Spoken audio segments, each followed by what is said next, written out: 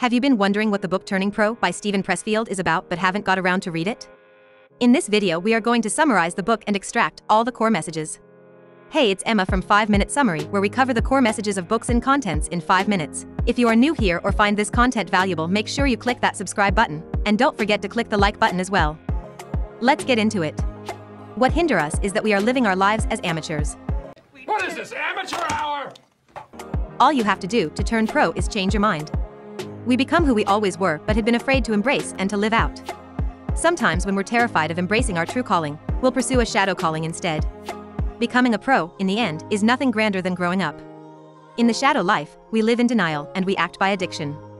The longer we stick to this life, the farther we drift from our true purpose, and the harder it becomes for us to rally the courage to get back.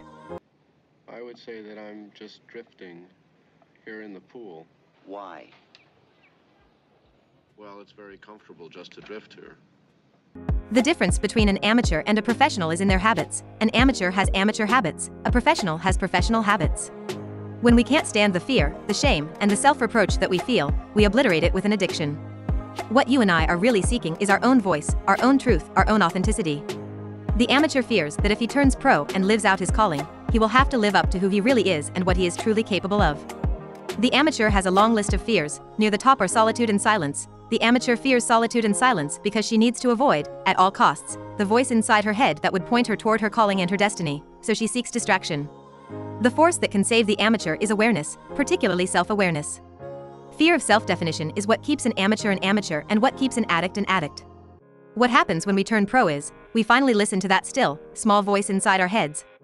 Before we turn pro, our life is dominated by fear and resistance. We live in a state of denial. We're denying the voice in our heads, we're denying who we really are, we're fleeing from our fear into an addiction or a shadow career. What changes when we turn pro is we stop fleeing. But fear not, for I am a professional. When we turn pro, we stop running from our fears, we turn around and face them. When we turn pro, our aim centers on the ordering of our days in such a way that we overcome the fears that have paralyzed us in the past. We now structure our hours not to flee from fear, but to confront it and overcome it. We plan our activities in order to accomplish an aim, and we bring our will to bear so that we stick to this resolution. This changes our days completely. It changes what time we get up, and it changes what time we go to bed. It changes what we do and what we don't. Those who are still fleeing from their own fears will now try to sabotage us. They will tell us we've changed and try to undermine our efforts at further change. They will attempt to make us feel guilty for these changes, and when we refuse, they will turn against us and talk us down behind our backs. At the same time, new people will appear in our lives. They will be people who are facing their own fears and who are conquering them. These people will become our new friends. When we turn pro, we will be compelled to make painful choices. There will be people who in the past had been colleagues and associates, even friends, whom we will no longer be able to spend time with if our intention is to grow and to evolve. We will have to choose between the life we want for our future and the life we have left behind. Throw me a frickin' bone here. Each day, the professional understands, he will wake up facing the same resistance, the same self-sabotage, the same tendencies to shadow activities and amateurism that he has always faced. The difference is that now he will not yield to those temptations, he will have mastered them, and he will continue to master them. Turning pro is a decision, but it's such a monumental, life-overturning that the moment is frequently accompanied by powerful drama and emotion. Often it's something we've been avoiding for years, something we would never willingly face unless overwhelming events compelled us to. Habits of the professional. The professional is patient. The professional seeks order. The professional demystifies. The professional acts in the face of fear. The professional accepts no excuses. The professional plays it as it lays. The professional is prepared. The professional does not show off. The professional dedicates himself to mastering technique. The professional does not hesitate to ask for help.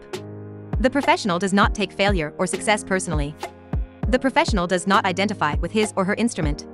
The professional endures adversity. The professional self-validates.